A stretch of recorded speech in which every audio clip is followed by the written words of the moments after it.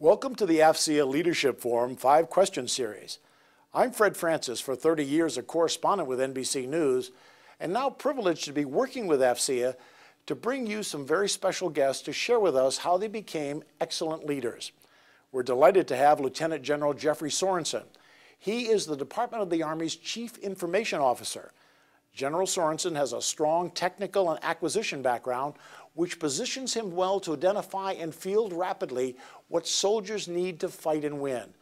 And for the taxpayer, he knows how to efficiently acquire new capabilities with no missteps that cost time and money and dollars. General Sorenson, thanks for joining us. General, what would you describe as the main characteristic that marks a person for potential leadership? I think the thing that marks an individual for potential leadership is clearly a passion to take care of people, to essentially be a visionary, and to be able to communicate. So I'll start with the beginning. Taking care of people when you're becoming a leader, it's all about the organization. I mean, people think in many cases it's the leader that gets everything done, but quite frankly, it's the leader that facilitates to get everything done. So he has to be able to take care of his people. If he takes care of his people, the organization will basically take care of him. And any success that I've had has been a function of the fact that taking care of the people has engendered their support in terms of getting things done. And as a result, we've been able to accomplish quite a bit.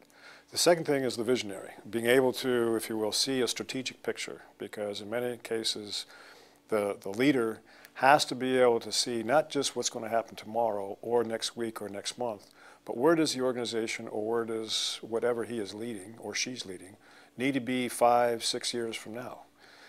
And then the last part is the communication part, communicating it, talking about it over and over and over again until such time that everybody understands what it is we're trying to achieve, as well as being able to articulate to others what is essentially the organization is trying to do.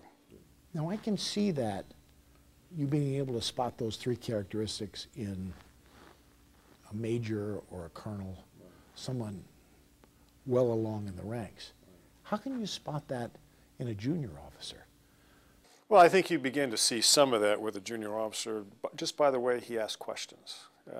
In many cases, I've come across some very junior NCOs, in some cases some junior officers, who ask very penetrating questions about not just what's, again, going back to the visionary piece, not just why are we doing what we're doing today and what impact it may have, but as we are doing whatever we're doing, what's the potential for 3 to 5 years down the road? What do I think might happen if we do this in terms of second and third order consequences? Well, how do I think this will affect the people? Those type of questions. So it's really from a youngster in terms of his passion for seeing what the future might be. And in doing that, he's asking the right questions. I think you begin to identify, in some cases, the junior folks.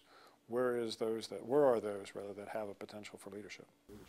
So the single most important skill for a leader, in your opinion? The single most important skill is listening.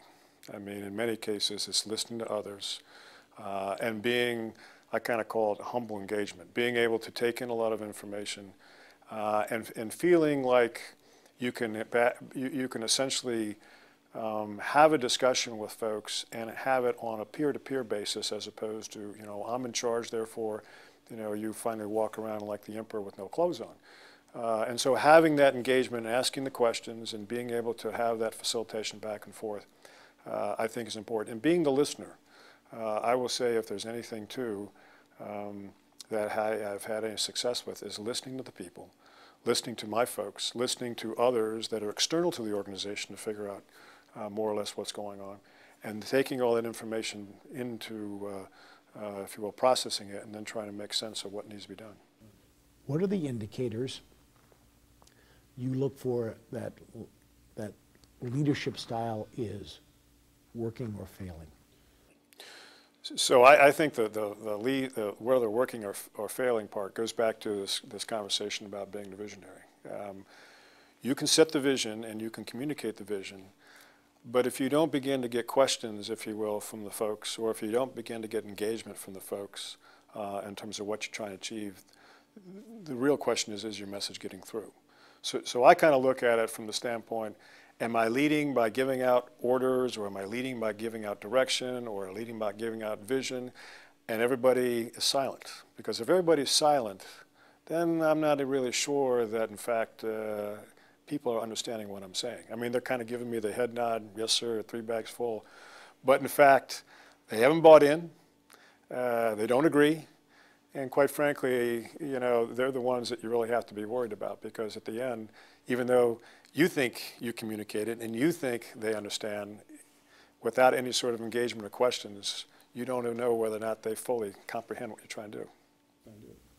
How do you fix that? Well, again, how do you fix that? I say, in many cases, have the discussions and pose the questions and get people to participate. I mean, it really is all about, you know, from the standpoint of the organization itself. It just can't be a leader at the top dragging everybody. It's got to be a whole organization pushing forward. And so the only way to get the push forward is to really have that back and forth discussion, that engagement, that you get the honest, frank opinions back and forth about what makes sense, what you're trying to do. And then sort of gel as a group, because if it is a team sport. There may be a quarterback, and I may be the quarterback or whatever, but you can't function as an organization if you're not all pulling together, and the only way to pull together is that you do have the engagement back and forth so that you function as a team and basically and work as a team.